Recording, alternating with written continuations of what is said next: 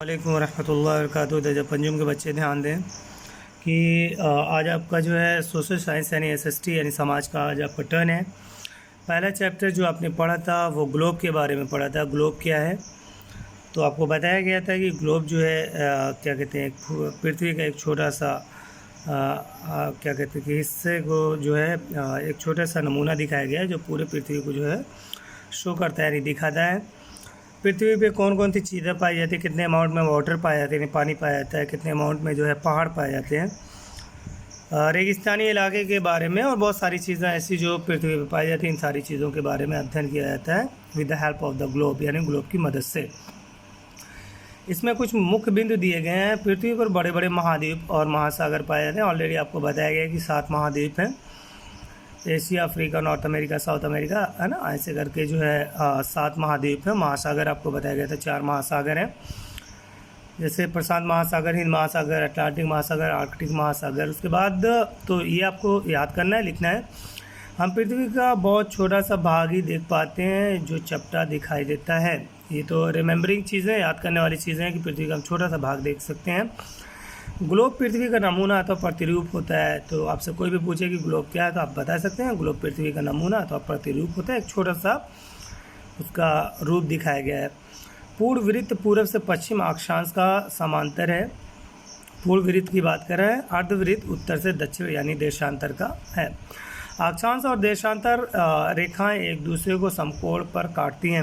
इसमें देखें आपका एक जो है पट ऐसे पड़ती है, देख लें ये लाइनिंग जो दी गई है ऐसी होती है, एक सीधी लाइनिंग होती है।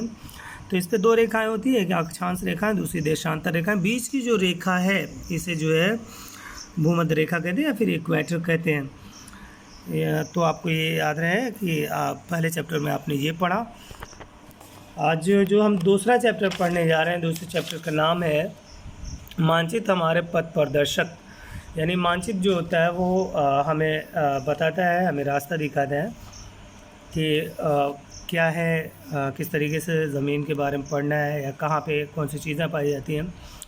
ये हमें पॉलिटिकल बाउंड्री के बारे में बताता है। उसके अलावा जो है क्या कहते हैं कि हमें जैसे ऑलरेडी बताया गया कि पेड़ पौधे, रेगिस्तान, पहाड़, समंदर, नदियाँ, इन सारी चीज़ों के बारे में हमें बताता है। तो चलिए देखते हैं, शुरू करते हैं। ग्लोब एक मानचित्र का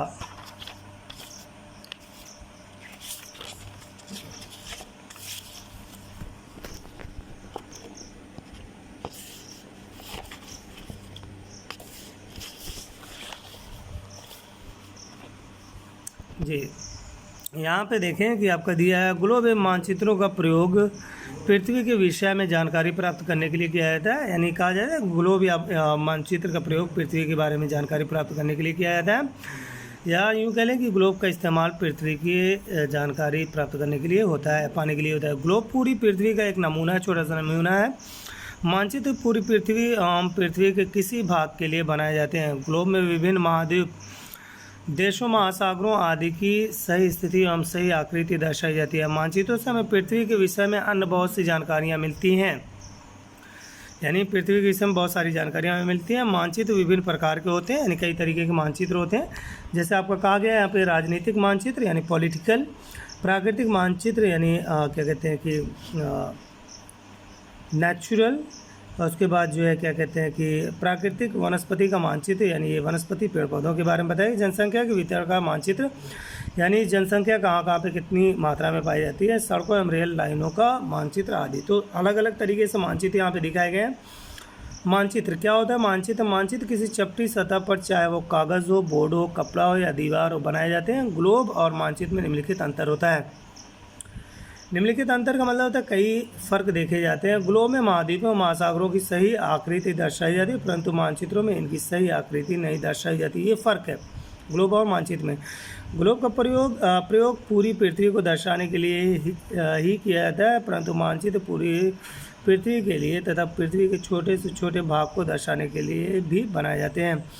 बड़े ग्लोबों को एक स्थान से दूसरे स्थान पर ले जाना कठिन होता है, परंतु मानचित्र को एक स्थान से दूसरे स्थान पर आसानी से ले जाया जा सकता है। मानचित्र की एक पुस्तक भी होती है जिसे एटलस के नाम से जाना जाता है। कोई भी आपसे पूछ सकता है एटलस किसे कहते हैं, तो आप कह सकते हैं मानचित्र की जो पुस्तक होती है उसे एटलस कहते हैं। ग्लोब की तुलना में मानचित्रों पर पृथ्वी के विषय में विस्तृत जानकारी प्राप्त होती है। बनिस्बत ग्लोब के जो है मानचित्र पर बड़ी मात्रा में आप जानकारी प्राप्त कर सकते हैं। यहाँ पे दिया मानचित्र के 3 घटक होते हैं, पैमाना, दिशा और प्रतीक। पैमाना यानी माप, दिशा यानी क्या कहते हैं कि छोर, पूरा पश्चिम उत्तर दक्षिण, और प्रतीक का मतलब होता है चिन्ह। पैमाना पृथ्वी या पृथ्वी के किसी क्षेत्र के आरे को मानचित्र कहते हैं। आपको मालूम है, कोई भी पूछ सकता है मानचित्र किसे कहते हैं, तो आप यहाँ से लिख सकते हैं पृथ्वी या पृथ्वी के किसी क्षेत्र के आरे को मानचित्र कहते हैं। वास्तविक क्षेत्र को छोटा करके मानचित्र पर दर्शाया जाता है, अर्थात मानचित्र छोटे पैमाने पर बनाए जाते हैं। तो आप ये याद रहे कि मानचित्र को छोटे पैमाने पर दर्शाया जाता है। वास्तविक दूरी और मानचित्र अनुपात को पहले निश्चित कर लिया जाता है, यानी जो दूरी होती है उसको पहले निश्चित कर लिया जाता है। नहीं, आपको दिखाना है 1 किलोमीटर की दूरी को, तो आप लेना पड़ेगा कि 1 मीटर बराबर 1 किलोमीटर, या इस तरीके से आपको लेना पड़ेगा। यह अनुपात पृथ्वी के क्षेत्र तथा मानचित्र के आकार पर निर्भर करता है। उदाहरण के लिए आपके विद्यालय से आपके घर की दूरी 10 किलोमीटर की है, जिसे मानचित्र पर 2 सेंटीमीटर की दूरी से दर्शाया गया है। हालांकि ये 10 किलोमीटर की, तो 10 किलोमीटर की तो आप पेपर पे दिखा नहीं सकते, तो 10 किलोमीटर को आपने 2 सेंटीमीटर में क्या कहते हैं मीटर में दिखा सकते हैं। इस तरीके से मानचित्र को जो है पैमाने के तौर पे दर्शाया जाता है। किलोमीटर को छोटा करके दर्शाया जाता है, मीटर या फिर जो है सेंटीमीटर में दर्शाया जाता है। ख़ासतौर से अगर आपको इमेज देनी पड़ेगी तो सेंटीमीटर में दर्शाना पड़ेगा। इसी तरीके से बड़े पैमाने के मानचित्र, जब एक छोटे से क्षेत्रफल वाले भाग को, जैसे एक गांव या शहर को कागज़ पर दर्शाना होता है, तब हम बड़े पैमाने का उपयोग करते हैं। जैसे स्थल पर 500 मीटर की दूरी को मानचित्र पर 5 सेंटीमीटर दर्शाया था। तो आप ये जान लें कि जो किलोमीटर मीटर की जो दूरी है उसको आप सेंटीमीटर में दर्शाएंगे, क्योंकि कागज़ पे इतना बड़ा आप जो है क्या कहते हैं कि चित्र नहीं दिखा सकते जिसको किलोमीटर में दर्शाया जाए या फिर मीटर में दर्शाया जाए, इसलिए सेंटीमीटर में ही दिखाया जाता है। छोटे पैमाने के मानचित्र जब बड़े क्षेत्रफल वाले भाग हो, जैसे पूरी पृथ्वी को, महाद्वीपों को या देशों को कागज़ पर दर्शाते हैं, तब हम छोटे पैमाने का उपयोग करते हैं। उदाहरण के लिए 500 किलोमीटर की दूरी मानचित्र पर 5 सेंटीमीटर की दर्शाई जाती है। दिशा, अधिकतर मानचित्रों में दाहिनी ओर तीर का निशान बना होता है, जिसके ऊपर अक्षर U लिखा होता है। यह तीर का निशान उत्तर दिशा दर्शाता है। अब आप उत्तर के बारे में जानते हैं तो आप अन्य दिशा, दक्षिण, पूर्व, पश्चिम आदि का भी पता लगा सकते हैं। आगे देखते हैं प्रतीक। प्रतीक का मतलब है चिन्ह। देखिए कुछ यहाँ पे चिन्ह दिए गए हैं, इन चिन्हों को दिखाया जाता है जिसकी मदद से जो है यहाँ पे देखिए अंतर्राष्ट्रीय मार्ग यानी इंटरनेशनल हाईवे जो है यहाँ पे दिखाया गया है। किसको कहते हैं? जो ये है ना, दुनिया के एक हिस्से से दूसरे हिस्से तक जो रास्ता जुड़ा होता है वो जो है अंतर्राष्ट्रीय मार्ग कहलाता है। ये राज्य है, ये ज़िला है, तहसील, गाँव, ये ऐसे दिखाया जाता है तहसील, गाँव। फिर उसके बाद ये पक्की सड़क दिखाई गई है, कच्ची सड़क दिखाई गई है, संकरा रास्ता यानी ये कह ले पतला रास्ता, पैदल मार्ग होता है, इस तरीके से दिखाया जाता है। बड़ी लाइन ये दिखाएगी, मीटर लाइन ये दिखाएगी, छोटी लाइन ये दिखाएगी, रेलवे स्टेशन दिखाया गया है, ये देख लें। यानी अगर आपसे कोई कहे कि रेलवे स्टेशन का चित्र बनाए तो आप इस तरीके से दिखा सकते हैं। नदी दिखाएगी, तालाब दिखाया, नहर, पुल, कच्चा कुआँ, पक्का कुआँ, तालाब पानी सहित, सूखा तालाब यानी पानी भरा हुआ तालाब और सूखा तालाब ये दिखाया गया। राज्य की राजधानी, ये राजधानी दिखाई गई, राज्य दिखाया गया, तहसील दिखाई गई, शहर दिखाया गया, गांव, किला, बांध, स्प्रिंग, ये तमाम चीज़ें दिखाई गई। इसके अलावा मंदिर, मस्जिद, चर्च, गुरुद्वारा, बिजली घर, बेंच मार्क, उसके बाद पेड़। तो ये कुछ चिन्ह दिखाए गए हैं जिसको आपको देखना बहुत ही ज़रूरी है।